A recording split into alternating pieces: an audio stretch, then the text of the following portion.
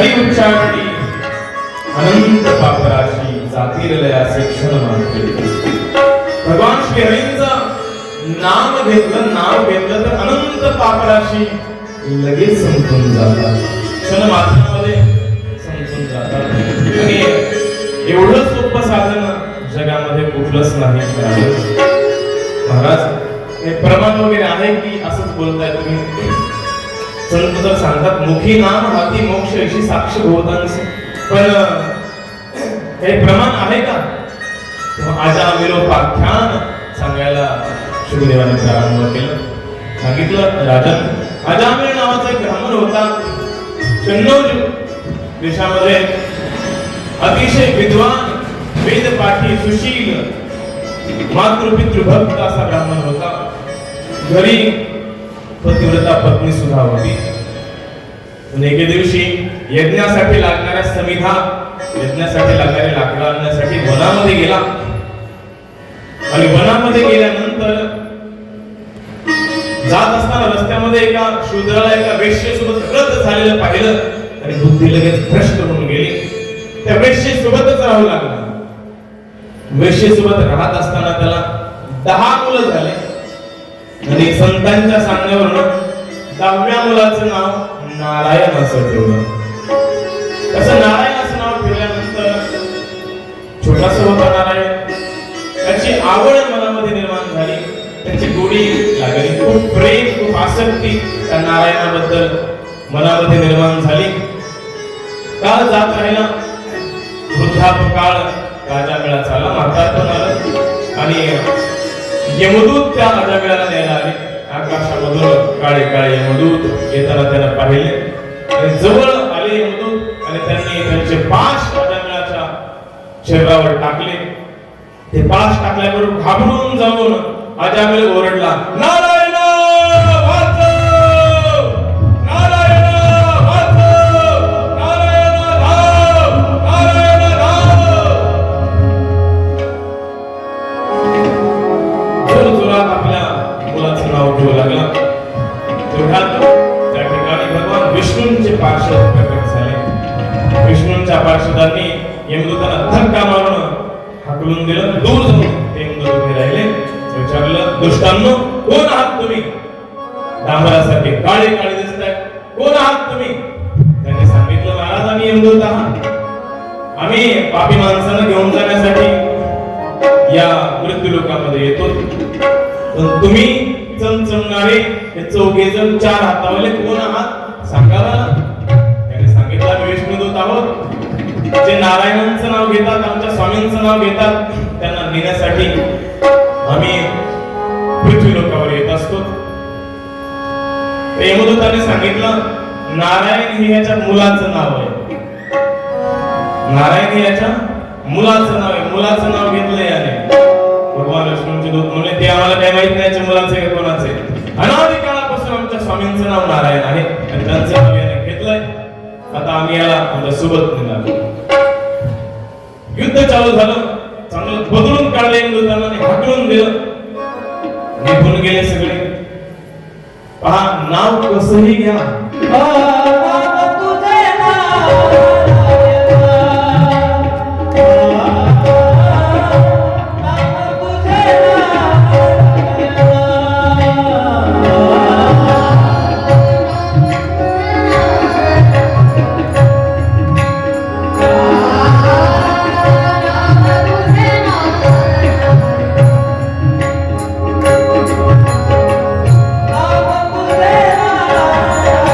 Ah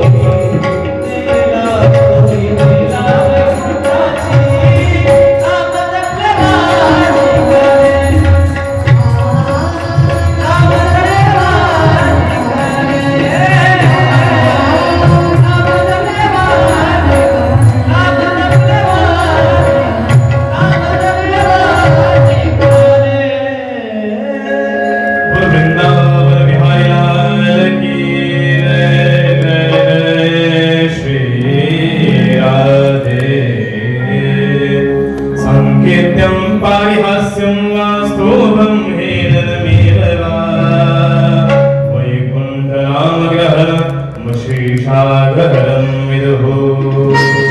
देवाचं नाव हसत हसत घ्या, देवाचं नाव रडत रडत घ्या, कोणाची मस्करी करत देवाचं नाव घ्या, विनोद करत नाव घ्या, आळसाने घ्या, कसंही कसंही कसंही नाव घ्या। नाम घेतलं श्रद्धेने घ्या किंवा श्रद्धेने सुद्धा, ते नाम तारल्याशिवाय राहणार नाही,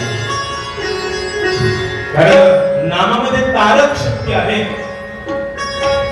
नाम तारल्याशिवाय राहणार नाही। त्याचं ज्ञान असो किंवा नसो, ज्याप्रमाणे अग्नीमध्ये दाहक शक्ती असते, तुम्हाला माहित असो किंवा नसो अग्नी जाळते, लहान मुलाला माहित असो किंवा नसो अग्नी जाळते, कारण दाहक शक्ती तिच्यामध्ये आहे। विषामध्ये मारक शक्ती आहे, विष पिलं जाणता किंवा न जाणता तरी देखील ते मारल्याशिवाय राहत नाही, लहानाने किंवा मोठ्याने कोणीही पिऊ द्या, विषामध्ये मारक शक्ती आहे, तशी नामामध्ये तारक शक्ती आहे। ऐसा नामाचा महिमा वेद शिनला झाली सीमा, घेताना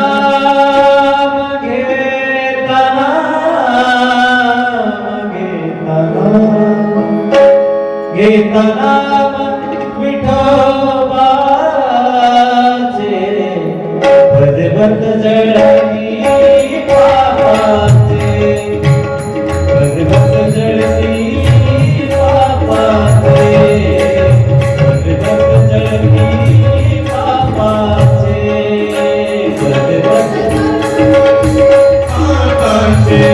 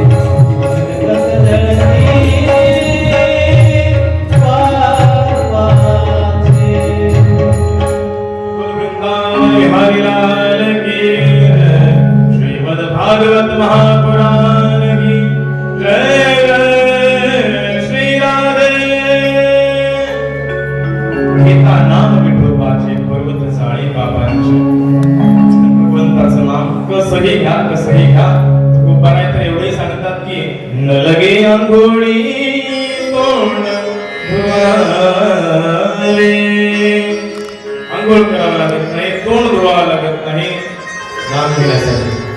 असा अर्थ काढू नका की महाराजांनी अंघोळ करायची नाही सांगितली, तोंड धुवायचं नाही सांगितलं, तसंच येतं उद्यापासून, तसं करू नका।